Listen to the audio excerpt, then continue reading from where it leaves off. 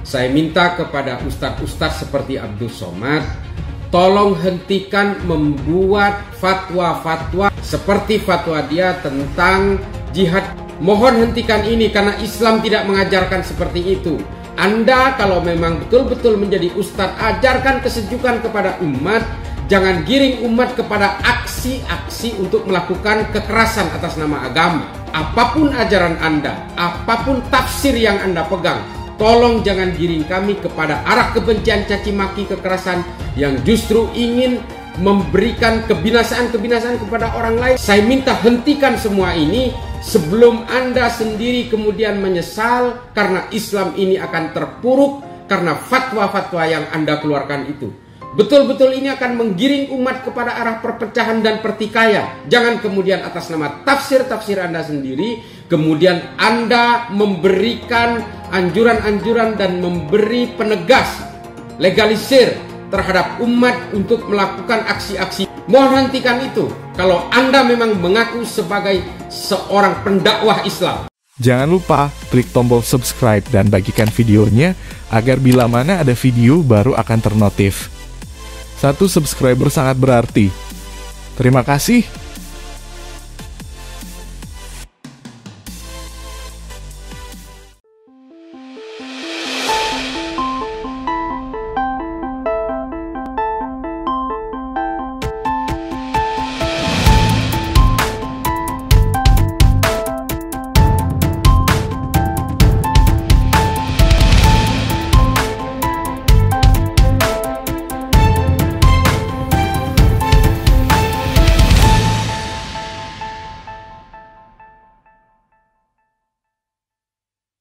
Shalom, Om Swastiastu. Salam kebajikan bagi kita semua dimanapun kita berada. Pada saat ini kiranya kita semua tetap berada dalam keadaan sehat. Dan apapun yang merupakan aktivitas kita sepanjang hari ini, kiranya Tuhan Yesus memberkati kita semua. Dan kembali berjumpa lagi di channel kita, channel kesayangan kita ini, Gereja YouTube.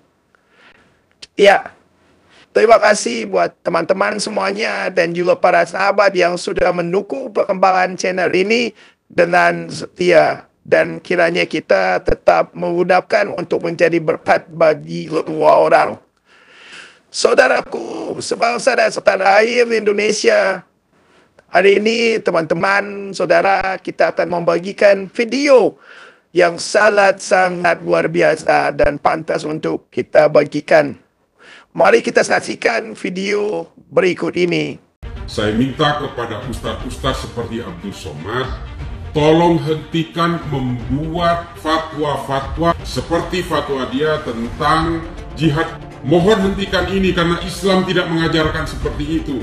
Anda kalau memang betul-betul menjadi ustadz, ajarkan kesejukan kepada umat. Jangan giring umat kepada aksi-aksi untuk melakukan kekerasan atas nama agama. Apapun ajaran Anda, apapun tafsir yang Anda pegang, tolong jangan giring kami kepada arah kebencian, caci maki, kekerasan yang justru ingin memberikan kebinasaan-kebinasaan kepada orang lain. Saya minta hentikan semua ini sebelum Anda sendiri kemudian menyesal karena Islam ini akan terpuruk karena fatwa-fatwa yang Anda keluarkan itu. Betul-betul ini akan menggiring umat kepada arah perpecahan dan pertikaian. Jangan kemudian atas nama tafsir-tafsir Anda sendiri, kemudian Anda memberikan anjuran-anjuran dan memberi penegas, legalisir terhadap umat untuk melakukan aksi-aksi. Mohon hentikan itu kalau Anda memang mengaku sebagai seorang pendakwah Islam. Membuka mata kita semua ya bahwa ternyata kelompok-kelompok ini yang notabene justru mentogutkan negara ini, mengharamkan Pancasila, ternyata mereka ini justru bekerja dari negara ini. Tapi inilah peringatan buat kita semua bahwa profiling saja tidak cukup untuk melakukan rekrutmen terhadap badan usaha atau lembaga milik negara ini. Perlu assessment yang lebih dalam kepada mereka yang ingin direkrut menjadi karyawan baru. Bahkan saya mengusulkan ini teguran juga dari seluruh anak bangsa ini ya kepada Kementerian BUMN untuk melakukan asesmen terhadap semua karyawan yang ada di kementerian, lembaga atau badan usaha milik negara. Coba bayangkan, ini baru satu. baru satu saja dengan alat bukti yang berupa belasan pucuk senjata. Coba bayangkan kalau mereka ini punya jaringan yang sangat kuat, dan kalau mereka ini menguasai berbagai badan usaha milik negara yang bergerak di sektor penerbangan, apalagi ini perkereta apian, dan tolong dicatat, tersangka DE ini bekerja di bagian langsir, coba bayangin. Artinya bisa saja mereka melakukan sabotase atau teror di lingkungan pekerjaannya. Soal pengembangan hal-hal yang lain, siapa penjualnya, siapa yang menyediakan senjatanya, pendanaannya siapa, ini pasti sedang dalam pendalaman. Makanya Densus 88 yang saya tahu hari ini bekerja sama dengan Polda Metro Jaya untuk melakukan pengembangan, karena nantinya akan ada pidana umum dan ada pidana teror. Kalau ada kelompok pemasok, misalnya ada orang-orang yang menjual tapi punya ideologi teror yang sama, pasti akan diseret dengan undang-undang teror. Kalau melihat pola kerjanya tersangka DE ini, dia memang bergerak di media sosial. Interogasi yang dilakukan oleh pihak Densus, saya dapat bocoran dari teman-teman dari Densus bahwa dia ini memang berniat melakukan amalia sendiri, mengumpulkan senjata sendiri, dan dia sudah siap. Tujuan dia ini adalah berangkat ke Suriah, tapi dia memahami berbagai hambatan untuk berangkat ke Suriah, sehingga akhirnya opsi B, opsi C yang dia lakukan, menyerbu markas Brimob atau markas TNI untuk masuk sorga secara otomatis dengan melakukan penyerangan terhadap kantor-kantor polisi dan TNI yang dianggap simbol togutnya Indonesia.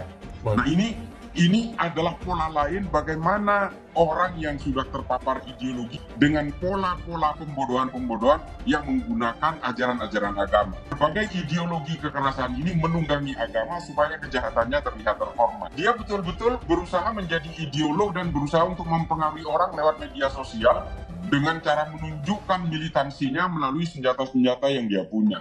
Ini ada satu dari sekian ribu karyawan yang menurut saya kita tidak boleh diam. Kalau hanya sebatas profiling saja, saya kira tidak cukup. Harus betul-betul dilakukan assessment secara mendalam terhadap pemahaman ideologi terhadap setiap orang yang ingin bekerja di lembaga-lembaga atau badan usaha milik negara.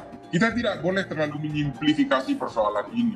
Nanti betul-betul lembaga negara ini justru diisi oleh orang-orang yang punya niatan jahat terhadap negara ini sendiri. Densus punya alat itu dan dipakai oleh Akademi Kepolisian di Semarang.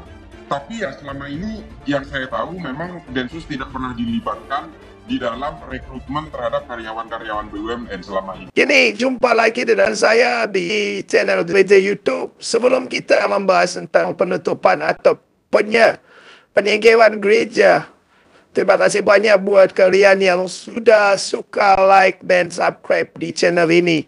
Menurut kalian kenapa ada keinginan untuk penutupan dan mengganggu rumah ibadah agama Kristen?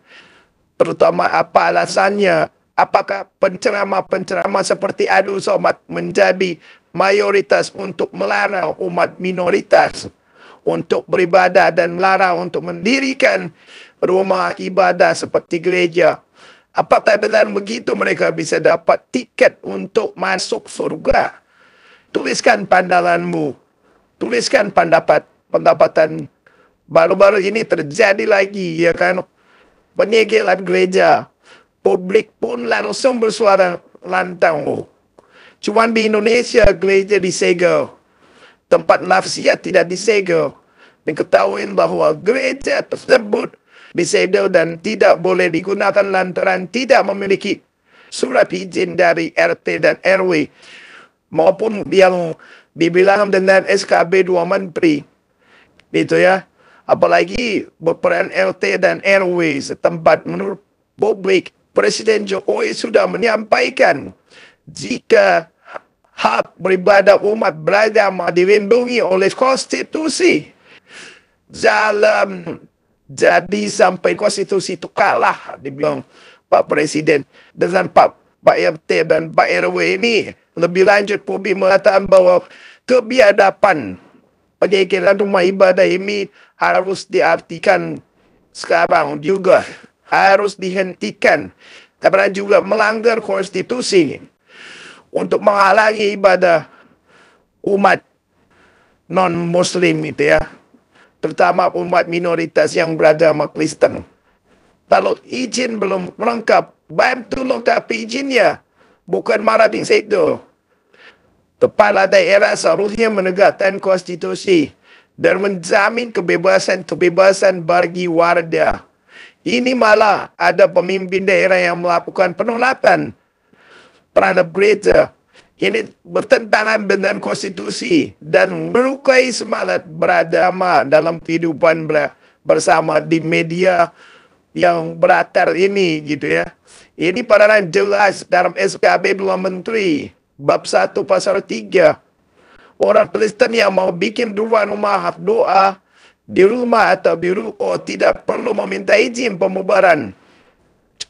Malah ini izin pembubaran selalu menggunakan alasan izin. Saya pikir tidak usahlah menggunakan alasan yang tidak masuk akal karena ada puluhan ribu musola juga di Jawa Barat dibangun tanpa menggunakan izin. Bagaimana di seluruh Indonesia mungkin ada ratusan ribu hingga jutaan masjid di Indonesia tidak memiliki izin. Jadi jelas kalau kita bandingkan dengan syarat izin, terjadi ketidakadilan, saudara, antara umat minoritas dan umat mayoritas. Seperti yang kita ketahui bahwa sekali musola yang tidak mempunyai izin, umat mayoritas bisa membangun rumah tanpa izin. Ini berbanding terbalik, saudara. Ya, berbanding terbalik dengan umat minoritas bahwa ini sungguh-sungguh tidak adil. Ya, apalagi tempat doa aja susahnya minta ampun untuk izin. Itu harus memerlukan izin membangun rumah ibadah. Meminta izin pasti dipersulit. Sulitnya itu apa? Berbelit-belit. Dalam SKB 2 Menteri bab 1 pasal 3 di sana disebutkan bahwa rumah-rumah doa seperti rumah atau ruko tidak perlu meminta izin. Jadi jika umatnya orang kita gitu ya, seperti orang Kristen, khususnya yang mau bikin rumah doa di rumah atau di ruko tidak perlu meminta izin.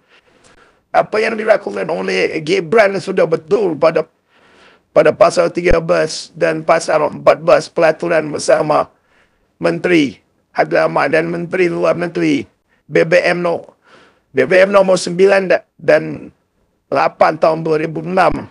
Gibran menyebutkan itu saat penutupan gereja ibadah. Jadi itu sudah diamanatkan kepada kepala daerah untuk memberikan izin. Sementara sebagai bentuk fasilitas negara dalam mencairkan solusi pendirian rumah ibadah. Jadi di sini pemerintah harus membantu dan memfasilitasi dalam mencari solusi pendirian rumah ibadah.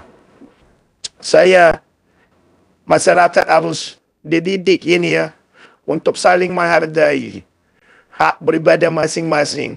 Umat pemindahan terhadap hak pribadi umat Kristen sudah berlangsung terlalu lama, saudara.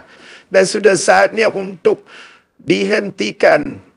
Pemerintah pusat harus bertindak cepat sebelum semuanya terlambat. Para pemuka agama harus sadar bahwa menolak pembangunan gitu ya, gereja bukan saja bertentangan dengan konstitusi, tapi bertentangan dengan ajaran agama. Seharusnya menetapkan itu. Itu sendiri apakah penceramah itu percaya bahwa melarang dan menghambat orang untuk beribadah, bahkan mereka bisa masuk surga. Itu kata-kata konyol, saudara. Itu edukasi konyol. Masa melarang ibadah untuk umat Kristen? Itu yang melarang bisa masuk surga, mendapatkan dayang-dayang bidadari. Menurut kalian kenapa ada keinginan untuk menutup dan mengapa rumah ibadah agama minoritas terutama umat Kristen? Apa alasannya dan kenapa ini semua terjadi? Apakah penceramah-penceramah seperti Abdul Somad menjadi rujukan rangkuman mayoritas untuk melarang umat minoritas untuk beribadah? Apakah dengan begitu mereka bisa mendapatkan tiket untuk masuk surga? Begitu ya, saudara. Ini saya ada dalam opini yang saya tulis hari ini. Tulisan opini kalian tentang warga yang meninggal gereja Tuliskan ni ya. Tuliskan saudara, saya mau tahu pandangan kalian sebagai orang Kristen. Apa gitu ketika melihat orang menegel belajar. Biar pemerintah lihat ini video dan dia membaca komentar-komentar kalian untuk tetap bergerak gitu ya. Terus-terusan itu. Kenapa mereka menyegel gereja? Apa pendapat lo? Tuliskan dan tuliskan pandanganmu. Kenapa banyak sekali pula yang senang sekali melakukan penebelan atau peranan terhadap gereja.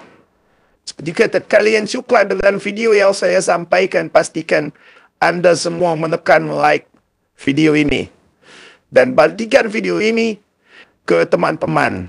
Dan supaya mereka semua mengetahui tentang informasi ini, tekan tombol subscribe dan bunyikan lonceng notifikasinya supaya kamu tidak ketinggalan info channel dari Gereja YouTube.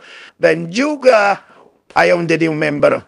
Ayo terus kita menyuarakan karena ini sangat viral, saudara. Butuh komentar kalian. Saya udah tahu cara. Harus ada komentar kalian di bawah. Tuliskan komentar kalian di bawah.